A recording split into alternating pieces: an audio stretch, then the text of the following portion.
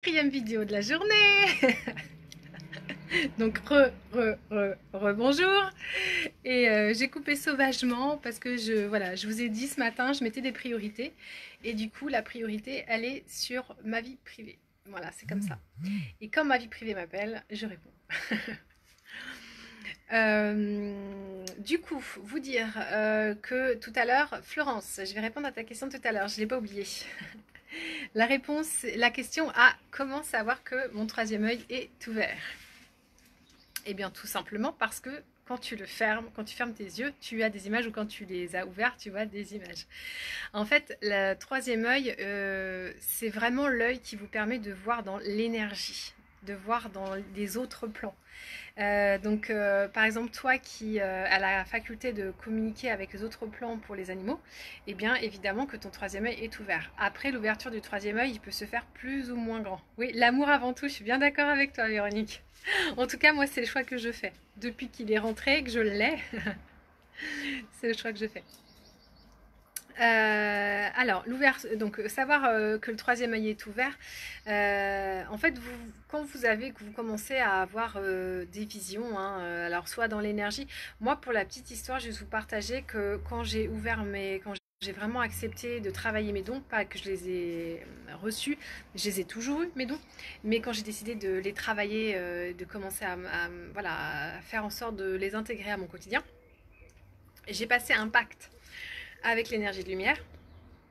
Je leur ai dit que j'étais d'accord pour tout vivre, sauf de voir dans la matière des âmes. Voilà, j'étais pas du tout alignée, donc je les entends, je les sens. Ils sont à côté de moi, je sais que j'identifie leur présence, etc. au niveau énergétique, mais je refuse absolument de les voir passer dans la pièce. C'est quelque chose qui est trop anxiogène pour moi. Oui, Florence, bien sûr que ton troisième est ouvert depuis longtemps. Euh, donc en fait, moi j'avais pas du tout, j'ambitionnais. Enfin, pour moi c'est extrêmement effrayant de voir passer des âmes autour de moi. Donc parce que à un moment donné, au niveau de mes vibrations énergétiques, j'ai dû accentuer l'ouverture de mon troisième œil. Et en fait, moi je l'ai beaucoup fermé pendant longtemps. Je freinais l'ouverture de mon troisième œil jusqu'au moment où l'équipe en vol m'a dit écoute, c'est plus possible, il faut absolument qu'on t'ouvre plus le canal et donc il faut que tu aies plus de perception au niveau du troisième œil. Donc j'ai dû abdiquer et faire en sorte que ça s'ouvre plus. Donc dorénavant, je vois passer des orbes de lumière, donc c'est-à-dire que je vois passer des lumières blanches, des lumières sombres autour de moi, mais je ne distingue pas de forme nette puisque c'est vraiment mon choix de ne pas pouvoir voir ça. C'est trop anxiogène pour moi, j'aurais l'impression de dévisser, de devenir dingo, donc je ne veux pas. Voilà. En revanche, sur les autres plans énergétiques, je vois énormément de choses. Donc, je suis capable, quand je ferme les yeux, de voir par mon troisième œil. Donc, j'ai des visions depuis mon troisième œil. Je peux voir votre âme, dans quel état elle est, ce qu'elle a. Et donc, en fait, il y a votre vous là, tout de suite, maintenant, dans la matière. Et puis, il y a l'autre énergie qui est de l'autre côté, dans les dimensions à côté. Et donc, moi, j'accède à ça pour me permettre de savoir thérapeutiquement, parce que je vous rappelle que je suis thérapeute. Je suis enseignante, mais je suis aussi thérapeute et je mixe les deux dans mon travail. Et ça me permet en fait d'aller sentir comment est l'âme pour être plus pertinent. Donc je me connecte à vos guides pour savoir ce que je dois faire pour vous accompagner. Voilà. Avec toujours un objectif pour moi, c'est de vous faire ouvrir vos perceptions. Voilà Florence pour ta question sur comment on sait que notre troisième œil est ouvert. Et après il y a des degrés, il y a des stades, mais ça vient avec votre taux vibratoire, c'est-à-dire qu'au début vous commencez à ouvrir, vous êtes alors du coup les clairvoyants ont beaucoup ouvert déjà depuis un moment. Et puis par moment, donc c'est ce que je vous ai expliqué tout à l'heure avant que je raccroche, avant que je vous coupe la vidéo, c'est que votre canal de lumière en fait au début il est tout petit et puis il va s'expanser, s'expanser, s'expanser. C'est exactement ce que j'ai fait avec toi, Florence. C'est bien, tu le comprends maintenant que c'est ce que j'ai fait.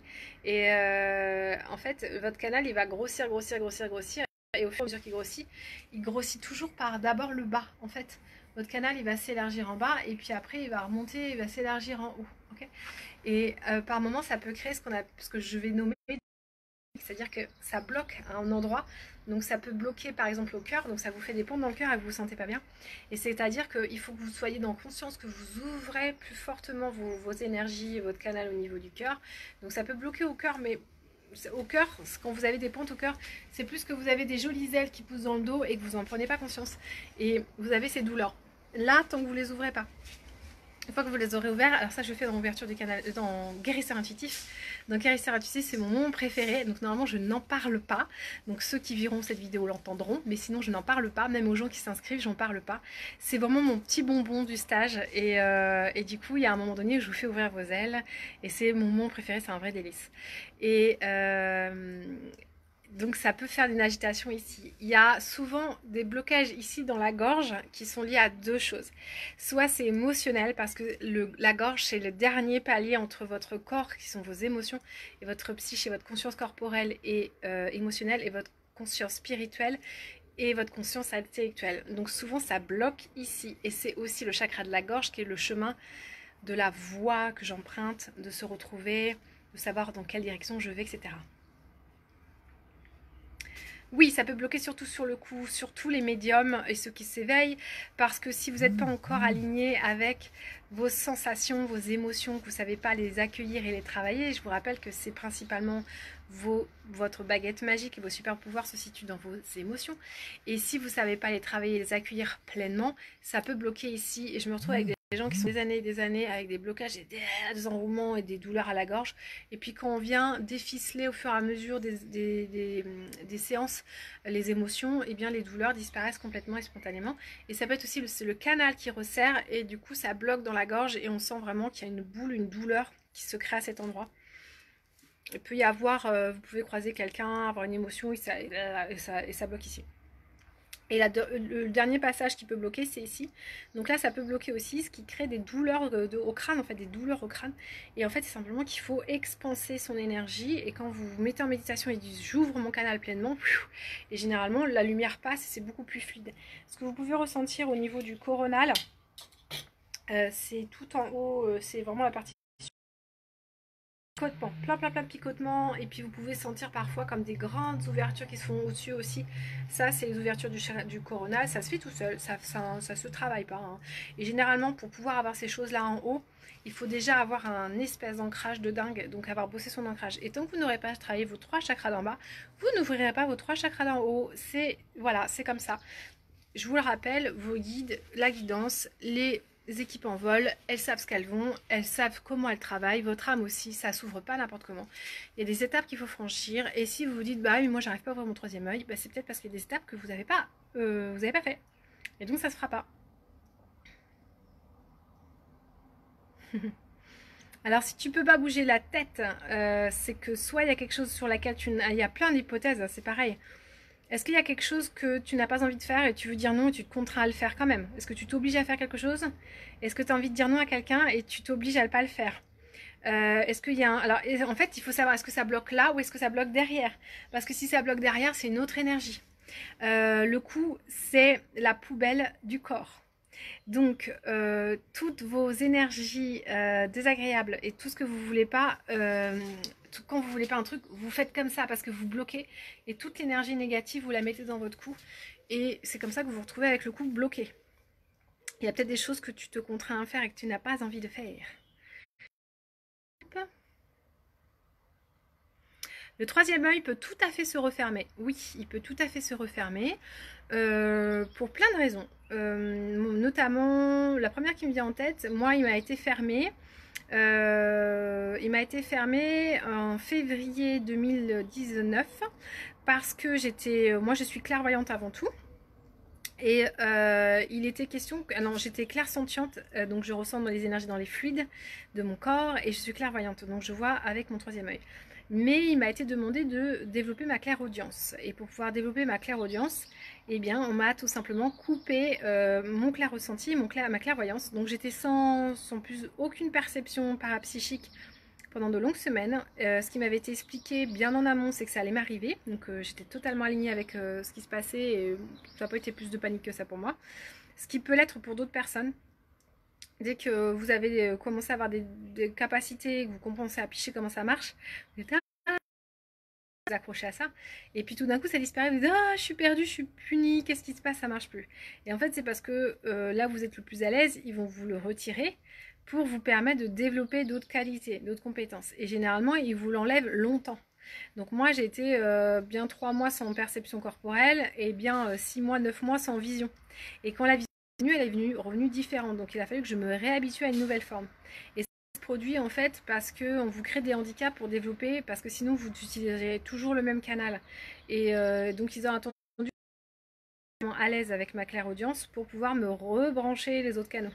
Et du coup, quand ils m'ont rebranché la clairvoyance, ils me l'ont rembranché, mais fort, fort, fort. Donc, bah, moi, j'étais pas du tout OK d'avoir la clairvoyance, pas aussi forte que eux voulaient me la donner. Mais comme je vous l'ai expliqué la vidéo précédente, comme le chakra troisième œil est relié au sacré et qui m'est demandé de travailler mon féminin sacré pour pouvoir m'accorder avec mon couple divin, et bien forcément ça a un impact sur mon troisième œil. Donc bon gré mal gré, je suis bien obligée de l'accepter. Voilà.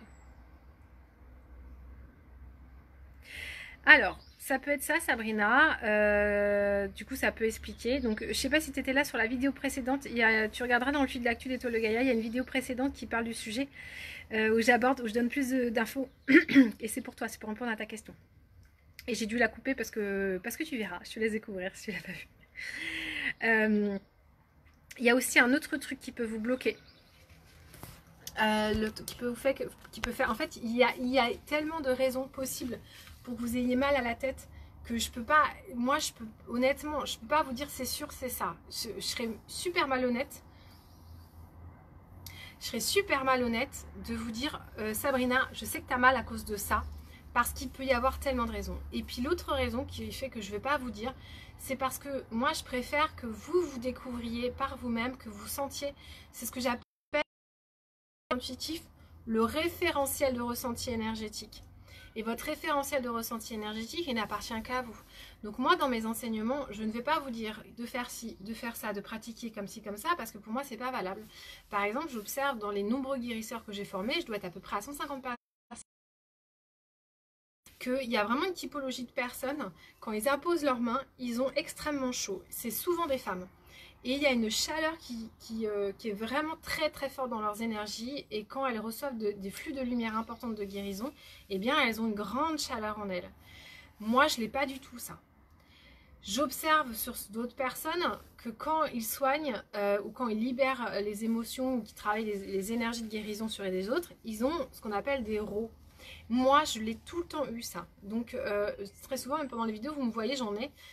Voilà, ça fait partie de moi, c'est comme ça. Et je sais les maintenir, les contenir, mais j'en ai tout le temps. J'en ai absolument toute la journée. Et c'est comme ça fait partie de moi. Donc, moi, je m'y suis habituée. C'est comme si j'avais le hockey. Donc, c'est là, je fais avec. Et il y a plein de guérisseurs qui ont ce petit tips-là.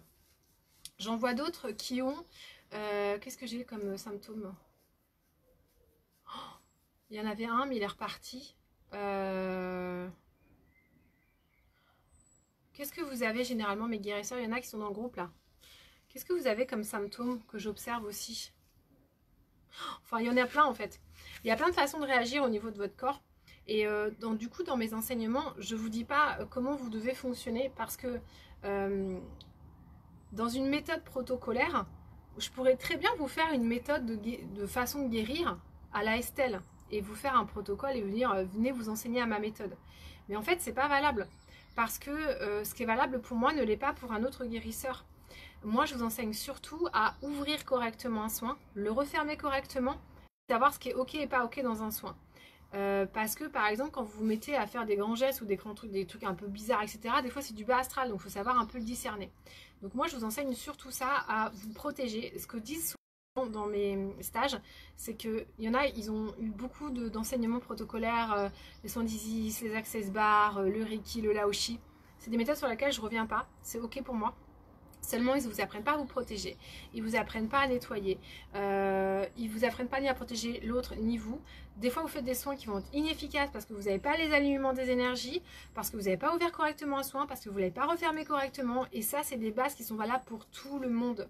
C'est des enseignements de là-haut. Et si vous n'appliquez pas ça, vous êtes à côté. Et puis après, il y a tout ce qui est protocolaire qui vous enferme dans une méthode. Aujourd'hui, très sincèrement, la majorité des méthodes qu'on utilise sont bouffées de bas astral. Ah oui, picotement dans les mains et frissons partout dans le corps. Oui, effectivement, merci Florence de renchérir sur ce qui est faisable. Et moi, j'ai tout ça aussi. Ouais. Et très sincèrement, il y a beaucoup de méthodes. Moi, je vois des gens arriver qui sont maîtres Reiki, Reiki, tout ça. Encore une fois, je dénigre pas la méthode, mais qui viennent à moi.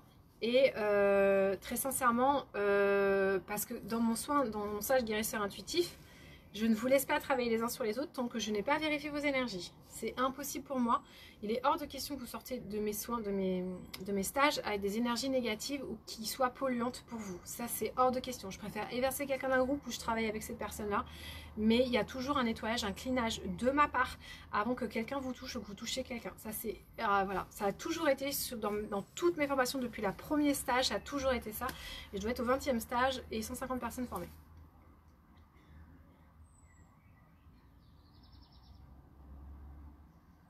Oui, Véronique, effectivement, tout ça. Alors, je peux vous expliquer pourquoi vous avez des picotements dans les mains. Tous mes guérisseurs le savent parce que je l'explique, parce que vous êtes très nombreux à le vivre ça. C'est parce qu'en fait, dans vos mains, vous avez des mini chakras cœur, des petits vortex énergétiques. Et en fait, les bras sont raccrochés au chakra cœur. Et parce qu'on guérit avec le cœur, l'énergie du cœur. Et donc, vous guérissez avec vos mains parce que vous avez l'énergie de votre cœur. Voilà, c'est tout simplement pour ça que ça vous chauffe les mains et les bras. Après, pour certaines personnes, moi c'est mon cas, j'ai plus besoin d'imposer mes mains. Je guéris avec mon troisième œil, avec mon chakra cœur, donc à distance.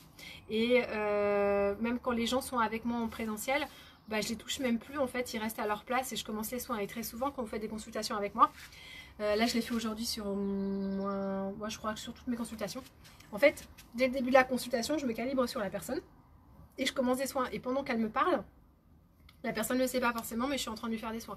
Donc j'invoque des trucs, je fais des machins, des trucs, et donc je la libère, etc. J'ai pas besoin. En fait, les gens qui viennent me voir, ils viennent pour aller mieux. Donc j'ai pas besoin de leur dire. Et en fait, ça sort complètement des clous parce que on pourrait croire que systématiquement, quand on reçoit un soin, on est allongé, Moi, j'utilise les quatre consciences quand vous travaillez avec moi. La conscience corporelle, émotionnelle, intellectuelle et spirituelle. Donc je vais visiter vraiment tout l'apparat de votre être et de qui vous êtes. Donc je fais vraiment de la globalité pour aller plus vite, plus pertinent. Et voilà. Et puis je me mets beaucoup de l'équipe en vol de vos guides qui me disent fais ci, fais ça. Donc moi je suis plutôt une marionnette en fait. Hein. Mais ma médiumnité, je l'utilise comme ça. J'utilise ma médiumnité au service thérapeutique des êtres de lumière, puisque c'est ça qui m'est demandé. Voilà, pour vous dire un petit peu ce que je peux vous proposer en termes d'accompagnement et puis les différentes possibilités. Il y a une autre solution aussi, Sabrina et les autres, si vous avez mal à la tête, c'est que vous pouvez recevoir ce qu'on appelle la aume de lumière. Alors, je vais vous expliquer ce que c'est. En fait, les chevaliers portaient des aumes, donc c'était des casques qu'on posait sur leur tête et qui avaient souvent quelque chose qui protégeait leur troisième œil, justement, qui tombait sur le visage comme ça, qui protégeait le front. Donc ça faisait ça comme ça, voilà. Donc ces aumes de lumière, donc ces espèces de masques qu'ils portaient, et bien appuyés sur le troisième œil, avaient tendance à appuyer sur le front ici, il y avait un appui ici. Et vous pouvez avoir mal donc tout autour du crâne, plus ici. Si vous avez ça, c'est que vous recevez vos aumes de lumière. Et tant que vous n'accueillez pas complètement, que vous dites pas ok j'ai compris, j'accueille mon aume de lumière, et bien vous pouvez avoir des céphalées extrêmement forts pendant très longtemps. Jusqu'au moment où vous dites, alors soit vous voyez ça peut être l'ouverture du canal, ça peut être la aume de lumière, ça peut être plein de choses. Comment savoir? Très sincèrement, après tout, on s'en fiche un peu. Le tout, c'est que dès que vous avez mal, vous dites voilà, j'accueille ce qui peut être. Ça peut être une énergie qui bloque, une émotion qui bloque. Aujourd'hui, j'ai eu ça aussi, des gens qui ont libéré dans l'émotionnel. Et puis, c'est venu faire très mal à la tête. Et bien, en fait, dès qu'on dit je lâche et j'accueille, et je libère l'émotion et l'énergie qui est là, pouf, ça part. Et en fait, généralement, ce que ça le fait sur tout le monde. Donc, je vais vous dire comment ça le fait. Vous avez une émotion dans le corps, vous la travaillez, parfois elle remonte à la tête, et en fait dès que vous décidez de lâcher et d'évacuer et de relâcher l'émotion, ça part et c'est aspiré directement par les pieds et ça sort par dessous les pieds. C'est très impressionnant, on le ressent vraiment, et du coup là on sait qu'on a libéré l'émotion et derrière il y a un grand calme et une grande sérénité qui s'installe, donc il n'y a pas de doute, quand ça fonctionne on le sait tout de suite. Et du coup moi comme je suis une personne kinesthésique, je sens, vous êtes derrière votre écran, vous êtes avec moi et je suis capable de vous dire, là il y a une accélération du cœur. Alors quand je dis capable, je ne suis pas en train de hein, c'est pas ça. Mais c'est que je vous le dis juste parce que vous pourriez le ressentir aussi, vous, dans vos énergies. Vous êtes avec quelqu'un et puis vous dites tout d'un coup, tiens, j'ai mon cœur qui palpite, qu'est-ce qui se passe? Et bien en fait, moi, c'est mon cas, c'est que je me calibre sur l'autre. Alors comment je fais ça? Eh bien, en fait, ça me demande un grand travail de préparation en amont parce que je dois être capable d'être complètement neutre de moi-même. Alors, je suis neutre de moi-même, pour autant, j'habite énormément mon corps. Donc, ça veut dire que je suis extrêmement sereine, calme de mes énergies et de mes émotions. En revanche, j'habite complètement mes énergies parce que donc je ne suis pas vide du tout, au contraire, je suis pleine. Et ce qui fait que quand je suis avec elle parle, je ressens ce qu'elle vibre, donc même à distance, ça n'a aucune importance. Je suis calibrée avec elle, je ressens ses émotions, ses énergies, et ça me permet pour tous les gens qui ont besoin de venir connecter à leur champ émotionnel et qui ne savent pas comment faire, qui ne savent pas ce que c'est, qui machin, et ben ça me permet en live de leur dire, là vous sentez cette énergie, vous sentez ce qui se vit, vous sentez ce qu'il y a là, ouais, et ben c'est quoi, ben c'est ça, et attendez, je vais vous dire. Et puis pendant les libérations, je sais exactement où la personne en est, et quand ça sort par les pieds, je le sens aussi. Donc ça me permet d'être vraiment très personnalisé et je vais beaucoup plus vite grâce à cette médiumnité. Donc ma médiumnité est vraiment au service des accompagnements, d'accord. Et pour moi c'est un vrai plus. Il y a beaucoup de thérapeutes qui le font ça, faut pas croire. Véronique, quand tu dis on est scanné, lol, oui, eh bien oui, mais c'est tellement plus facile en fait qu'on a cette capacité de venir sentir, savoir exactement ce qui va pas et tac tac tac. En fait, ça fait gagner beaucoup de temps. Et comme c'est au service de la personne qui veut aller mieux, bah voilà, c'est quand même vachement bien. Voilà, voilà ce que j'avais envie de dire sur l'ouverture du troisième œil et toutes les autres techniques. Je vais vous laisser parce que j'ai encore beaucoup de travail. Je voudrais un peu me poser parce que je sors de 4 belles consultations qui étaient super intéressantes et je vais me poser un peu. J'ai encore beaucoup de travail. Je vais vous faire mettre à disposition le soin, le voyage de conscience pour vendredi. J'ai plein d'autres papasses à faire. Voilà. Donc je vais vous faire ça en priorité pour que vous puissiez vous inscrire. Je vous rappelle que le soin de vendredi, on travaillera sur le non-attachement, sur la confiance en soi, avec l'énergie des fées qui était présente avec nous en début de cycle lunaire et qu'on va aller travailler sur la constellation de Cassiopée qui est l'énergie matriarcale de Andromède avec laquelle on a ouvert le cycle lunaire. Voilà. Donc voilà ce que je vais vous proposer vendredi pour intégrer cette pleine lune. J'ai pas encore regardé ses énergies, j'ai pas regardé ses influences, mais je sais qu'on travaille beaucoup sur le détachement en ce moment. Alors du couple notamment, il y a beaucoup de séparation en ce moment, c'est vraiment le moment d'épurer vos couples énergétiques en ce moment. Donc il y aura des séparations, il y aura aussi des couples qui vont se mettre ensemble, ça c'est clair. Et puis on parle aussi du couple intérieur, hein, d'accord. N'oubliez pas, hein, il n'y a pas que, vous savez, la majorité du temps, pour pouvoir vraiment réussir son couple, il faut déjà réussir son couple intérieur. Et c'est souvent le travail qu'on veut passer et qui est indispensable pour se retrouver bien avec l'énergie de son masculin ou de sa féminine. Voilà. Je vous souhaite une belle soirée, Sabrina. J'espère que j'aurai répondu correctement, enfin que j'aurai pu te donner quelques éléments de réponse.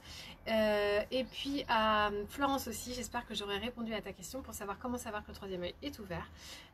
Voilà, et puis bah, si vous voulez, vous m'envoyez d'autres questions, puis j'y réponds en vidéo. C'est bien plus simple parce que ça profite à tout le monde. Voilà, je vous embrasse fort. Je vous souhaite une belle soirée. Peut-être une 5e vidéo, on ne sait pas. Hein. Moi, je me laisse porter par ce qui vient. Voilà. Je vous embrasse fort. Et en tout cas, pour ceux qui veulent, on se rejoint demain à 18h. À bientôt.